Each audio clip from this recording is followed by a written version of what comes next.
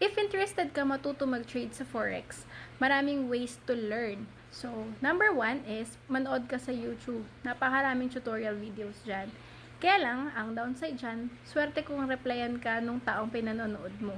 So, I suggest, find a community who can help you learn. Tapos, maghanap ka ng broker na mapagkakatiwalaan. Pero take note guys, wala pong regulated na broker dito sa Philippines. So ako, nakakapag-trade sa Forex through offshore broker. Well, ang broker ko na ginagamit ngayon is Light Finance. I also trade sa FBS nung umpisa. Pero may mga traders din ako nagtitrade doon. And then, yung iba sa XM, sa XNES, yun yung mga na-try ko. Pero, for copy trading, sa Light Finance po ako nag-trade. So, disclaimer lang po, yung Forex is not regulated dito sa Philippines. Okay? And then, next, ano pa ba? Nag-aral po ako sa babypips.com. Libre lang po yan. Ang masasabi ko, sobrang ganda nung course na yon. And then, sobrang detalyado yung mga learnings doon, pero para ka lang nagbabasa ng comics kasi friendly yung author, parang ganun yung vibes nung pagkakasulat.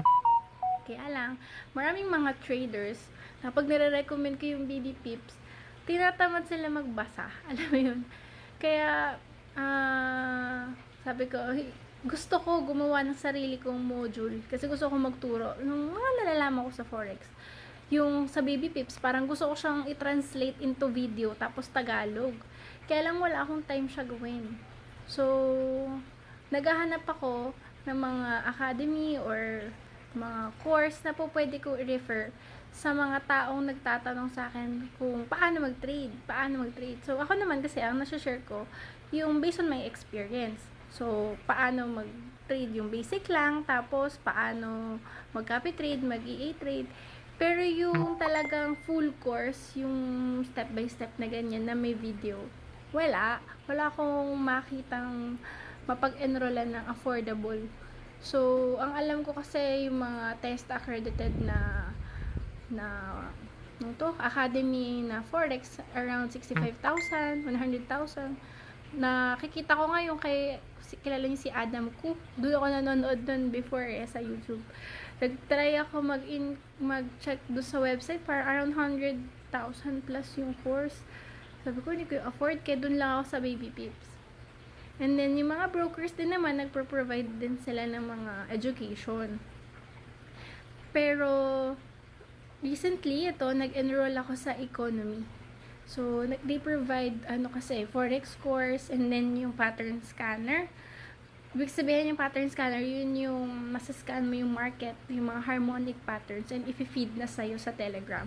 So, parang pinadali na yung buhay mo sa pag-check ng charts, tapos may kita mo yung stop loss, yung target price, tsaka entry price na sinasuggest ng AI.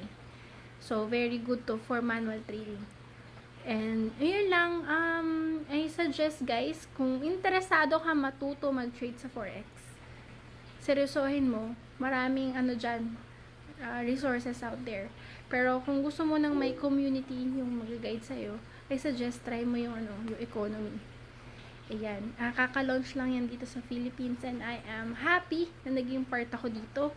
Kasi I've been trading Forex for 4 years na, and then marami rin nagtatanong sa akin, how to trade. So, tinuturuan ko sila, more on copy trading and EA trading, pero yung technicalities, hindi ko sila mag-guide isa-isa. Wala akong video for that. Hindi ko pa magawan eh. Goal ko sana yun eh. Magkaroon ako ng version na makapagturo yung step by step video. Kaya lang, wala akong time sa ganyan pa.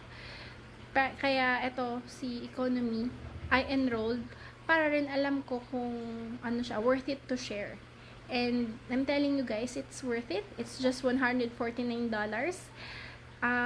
Magkano lang yun? Mga 8,500. And kasama na dun yung paggamit ng pattern scanner. Meron ka na automated na signal alerts.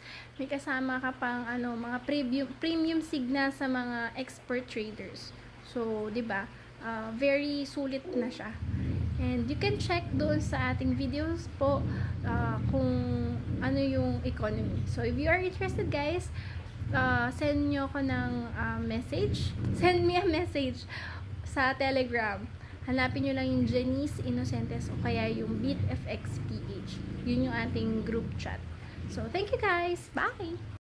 Susundo muna ako sa anak ko. Dahil 4:30 na. At 5 o'clock ang kanyang uwian. So, ayun ang maganda dito guys na dahil sa Forex, I can work anytime, anywhere. Pwede akong mag-stop ng work. Anytime, anywhere. Anytime, anywhere daw. Pwede akong mag-stop mag-work kung meron akong dapat gawin. So, ngayon, lalabas muna ako at magsusundo ng anak.